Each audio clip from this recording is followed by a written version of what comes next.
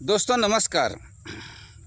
आज हम आपसे 2 अक्टूबर महात्मा गांधी जी के जन्मदिन के रूप में मनाते हैं, उसी पर कुछ आपसे चर्चा कर रहे हैं।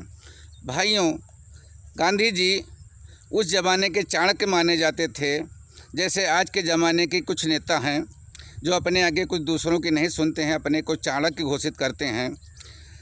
और भाई, जब अंग्रेज़ों ने भारत पर 150 वर्षों तक राज्य किया और ब्राह्मणों के गांधी ने उनको भगाने के लिए हथियार बंद आंदोलन क्यों नहीं चलाया, जबकि भारत पर सबसे पहले हमला मुस्लिम शासक मीर कासिम ने 712 ईस्वी में किया। इसके बाद महमूद गजनवी, फिर मोहम्मद गौरी, फिर चंगेज़ खान ने हमला किया और फिर कुतुबुद्दीन ऐबक, फिर गुलाम वंश, फिर तुगलक वंश, फिर खिलजी वंश और लोधी वंश।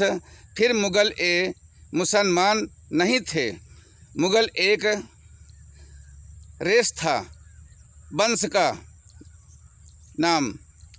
आदि वंशों ने भारत पर राज्य की और खूब अत्याचार किए, लेकिन ब्राह्मणों ने कोई क्रांति या आंदोलन नहीं किया। फिर गांधी एंड कंपनी ने अंग्रेज़ों के खिलाफ क्यों क्रांति कर दी? भाइयों, वीडियो आप अंत तक देखेंगे, इसमें सारी चीज़ आपको समझ में आ जाएगी। अंग्रेज़ों ने 1795 में अधिनियम 11 द्वारा शूद्रों को संपत्ति रखने का कानून बनाया।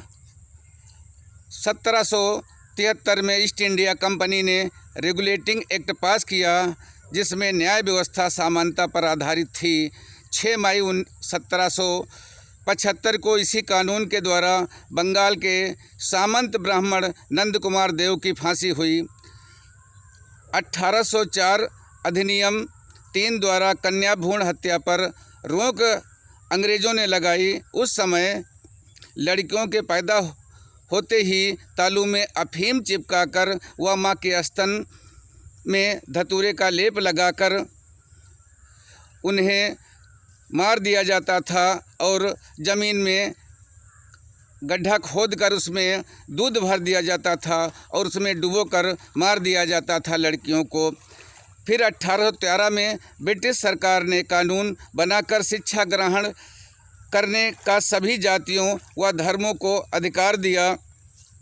1813 में अंग्रेज़ों ने दास प्रथा का अंत कानून बनाकर किया।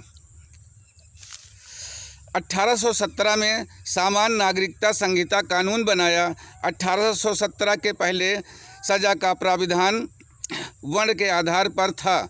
ब्राह्मण को कोई सज़ा नहीं होती थी और शूद्र को कठोर दंड दिया जाता था, लेकिन अंग्रेज़ों ने सज़ा का प्राविधान सबको समान कर दिया। 1819 के अधिनियम 7 द्वारा ब्राह्मणों द्वारा शूद्र स्त्रियों को शुद्धिकरण पर रोक लगाई। शुद्धिकरण का ये था भाइयों, जब शूद्र की शादी होने पर दुल्हन को अपने दूल्हे के घर न जाकर कम से कम 3 रात ब्राह्मण के घर सेवा देनी पड़ती थी।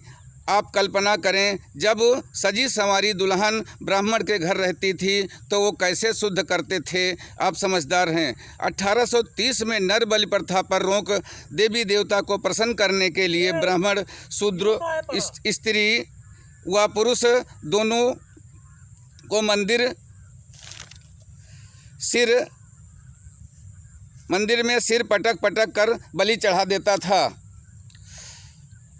1833 में अधिनियम 87 द्वारा सरकारी सेवा में भेदभाव पर रोक अर्थात योग्यता ही सेवा का आधार स्वीकार किया गया तथा कंपनी के अधीन किसी भारतीय नागरिक को जन्म स्थान, धर्म, जाति व रंग के स्थान पर आधार पर वंचित नहीं रखा जा सकता, ऐसा प्रावधान अंग्रेज़ों ने किया। 1834 में पहले भारतीय विधि आयोग का गठन हुआ। कानून बनाने की व्यवस्था जाति, वर्ण, धर्म और क्षेत्र की भावना से ऊपर उठकर करना आयोग का प्रमुख उद्देश्य था। 1835 में प्रथम पुत्र को गंगादान में गंगादान पर रोक लगाया। भाइयों, आपने महाभारत देखी होगी, उसमें पहला बच्चा गंगा जी में डाल दिया गया था। इससे ब्राह्मणों के नियम बनाया था। शूद्रों के घर के पहले बच्चे जैसे जन्म लेते थे, लड़का पैदा होता था तो उसे गंगा में फेंक दिया जाता था पहला बच्चा, क्योंकि पहला बच्चा हष्ट पुष्ट होता था, तंदुरुस्त होता था और वो ब्राह्मणों से लड़ भी सकता था। भाइयों, 7 मार्च 1835 को लॉर्ड मैकाले ने शिक्षा की नीति राज्य का विषय बनाया और उस उच्च शिक्षा को अंग्रेजी भाषा का माध्यम बनाया। 1835 को कानून बनाकर अंग्रेज़ों ने शूद्रों को कुर्सी पर बैठने का अधिकार दिया। दिसंबर 1829 के नियम 17 द्वारा विधवाओं को जलाना व सती प्रथा अवैध घोषित कर दिया।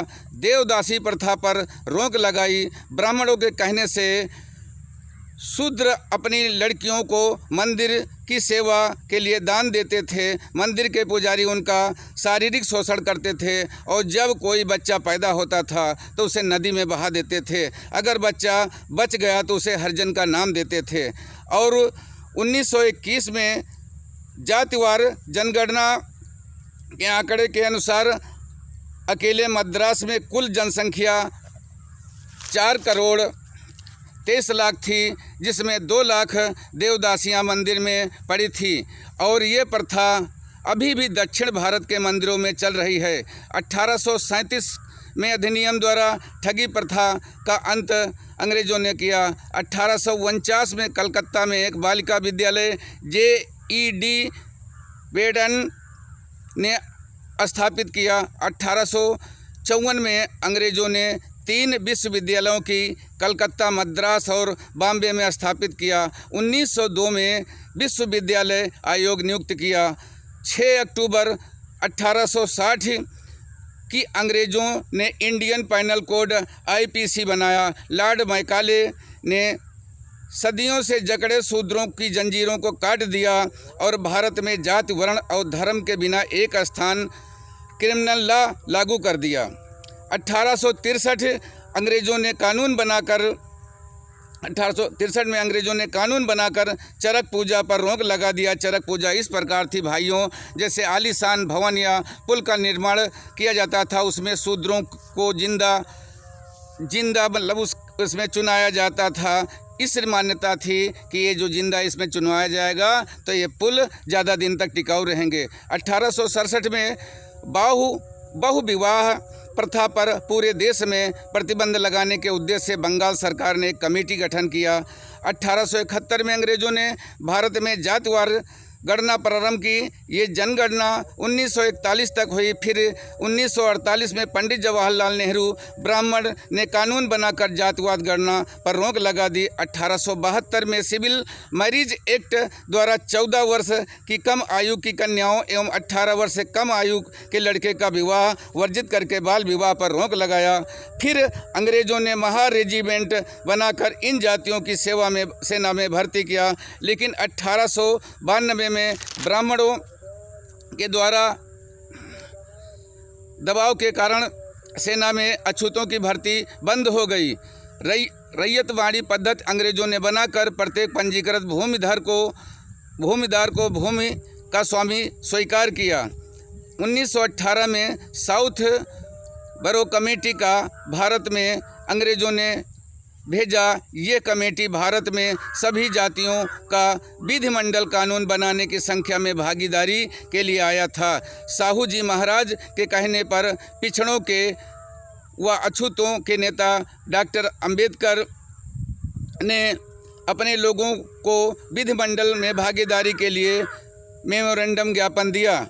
अंग्रेज़ों ने 1919 में अंग्रेज़ों ने ब्राह्मणों को जज बनाने पर रोक लगा दी और कहा था कि इनके अंदर न्यायिक चरित्र नहीं होता है। इसलिए अंग्रेज़ों ने 1919 में भारत सरकार अधिनियम का गठन किया।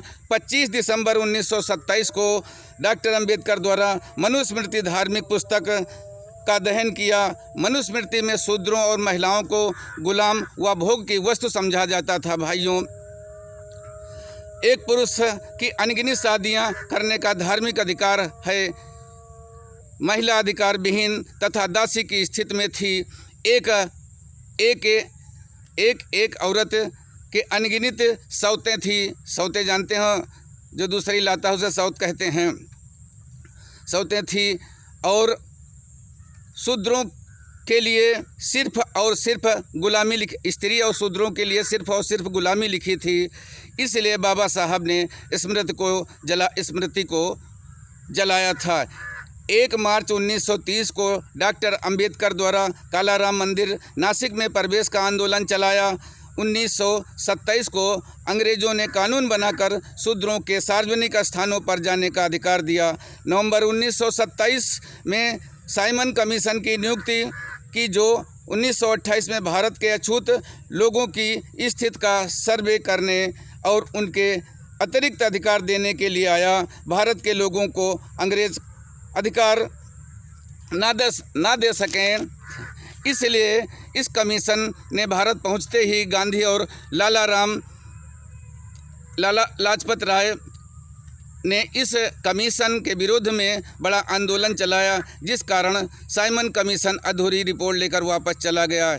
इस पर अंतिम फैसले के लिए अंग्रेज़ों ने भारतीय प्रतिनिधियों को 12 नवंबर 1930 को लंदन गोलमेज सम्मेलन में बुलाया। 27 सितंबर 1932 को अंग्रेज़ों ने कम्युनल अवार्ड घोषित किया, जिसमें प्रमुख अधिकार निम्न दिए। नंबर ए, वयस्क मताधिकार। बी, विधानमंडलों और संघीय सरकार में जनसंख्या के अनुपात में अछूतों का आरक्षण अधिकार। नंबर सी, सिख, ईसाई और मुसलमानों की तरह अछूत SC ST को भी स्वतंत्र निर्वाचन के क्षेत्र में अधिकार मिला। जिन क्षेत्रों में अछूत प्रतिनिधि खड़े होंगे उनका चुनाव केवल अछूत ही करेंगे।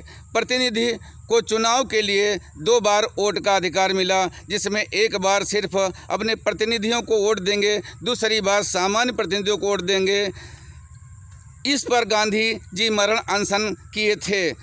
19 मार्च 1928 को बेगारी प्रथा के विरुद्ध डॉक्टर अंबेडकर ने मुंबई विधान परिषद में आवाज़ उठाई, जिसमें बाद अंग्रेज़ों ने इस प्रथा को समाप्त कर दिया। अंग्रेज़ों ने 1 जुलाई 1942 से लेकर 10 सितंबर 1946 तक डॉक्टर अंबेडकर के वाइसराय की कार्य साधक काउंसिल में लेबर बनाया गया। लेबरों को डॉक्टर अंबेडकर ने 8.3% प्रतिनिधित्व दिलाया। 1937 में अंग्रेज़ों ने भारत में प्रोविंशियल गवर्नमेंट का चुनाव कराया। 1942 में अंग्रेज़ों से डॉक्टर अंबेडकर ने 50,000 हेक्टेयर भूमि को अछूतों एवं पिछड़ों में बांट देने के लिए अपील किया। अंग्रेज़ों ने 20 वर्षों की समय सीमा तय किया था। अंग्रेज़ों के शासन प्रशासन में ब्राह्मणों की भागीदारी को 100% से 2.5% पर ला खड़ा कर दिया।